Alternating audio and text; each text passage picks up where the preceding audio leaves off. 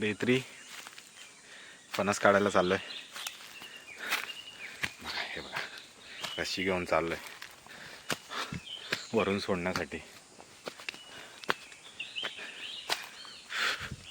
फुल जंगलामध्ये फणस, जंगलामधून चाललोय.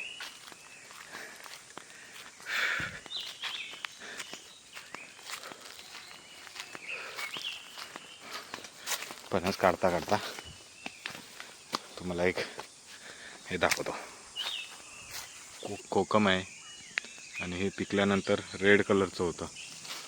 हे छोटंसं कोकम आहे, तसं छोटंसं एकदम आहे, एकदम रेड कलर होतं त्याचा.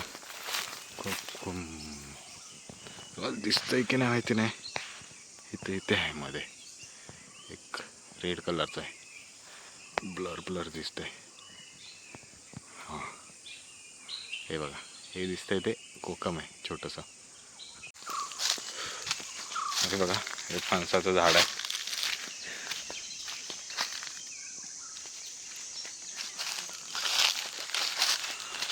फणस तर दिसत असतील. हे बघा, हे फणस आहेत आणि हा कापा फणस आहे.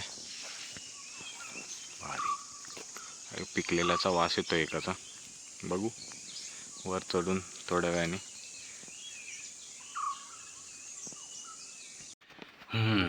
डे 3 मध्ये काजूच्या बिया आणि पुढे बाहेर आणलाय एक मोठा फणस. हे बघा केवढा मोठा आहे.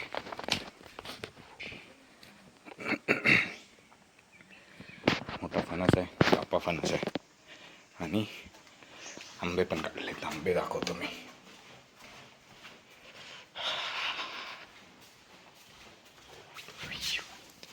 हे बघा, हे आजचे आंबे आहेत. हे काल काढलेले आंबे आहेत. अर्धे पिकायला लागलेत आणि हे त्याच्या आधीचे आहेत. भरपूर आंबे आहेत. आता काय उद्या परत काढायचे. मस्त आंबा.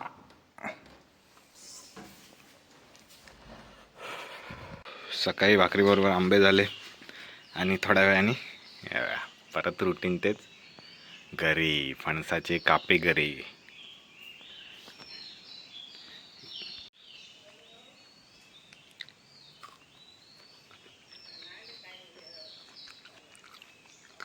गोड आहे, कापावर आहे, मस्त आहे.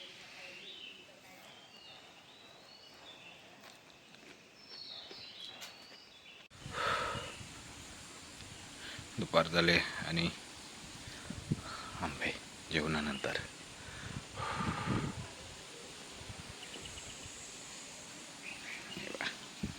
7 आंबे, 7. दुपारच्या जेवणानंतर हे फणसाचे गरे. मस्त वाटतं एकदम. आणि या अशा वातावरणामध्ये हे गरे खातोय मी. बघा, हा डेली रुटीन झाल्यासारखं वाटतंय. सकाळी उठायचं, आंबे काढायचे आणि भाकरी खायची, भाकरीबरोबर आंबे खायचे. त्याच्यानंतर मग फणसाचे गरे, नंतर दुपारी जेवताना आंबे आणि त्याच्यानंतर ही गऱ्यांची भाजी.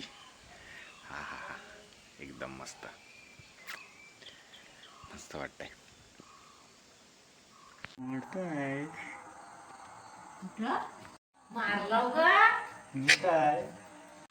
आज विंचू दिसलेला आणि विंचू चावला की पूर्ण एक दिवस हा एकाच जागी बसायला लागतं आणि त्याचे ठणके खूप भयानक असतात. एक दिवस पूर्ण हा त्याच्यामध्येच जातो, कारण की